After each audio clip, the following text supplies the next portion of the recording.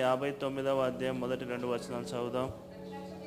రక్షింపనేరక యుండునట్లు యెహోవా హస్తము కొరచ కాలేదు, విననేరకున్నట్లు ఆయన చెవులు మందము కాలేదు. మీ దోషములు మీకును మీ దేవునికి అడ్డముగా వస్తే తెలిసి తెలియక రేపు ఉదయం పాపం చేశారనుకోండి, దేవునికి మీకు మధ్యలో ఏమొస్తుంది? ఒక అడ్డుగోడగా పాపం అనేది నిలుస్తుంది. కనుక మనం ఎంత ప్రార్థన చేసినా, ఎంత మొర పెట్టుకున్నా దేవుడు దానిని వినడు. ఎందుకంటే ఏముంది మధ్యలో?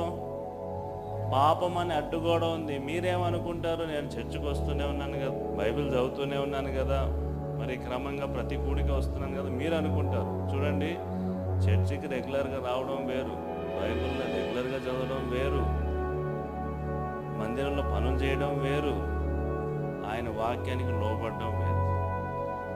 అన్నిటికంటే ప్రాముఖ్యమైనది ఏంటంటే ఆయన చెప్పినట్టుగా చేస్తున్నామా లేదా అనేది చాలా ప్రాముఖ్యమైనది.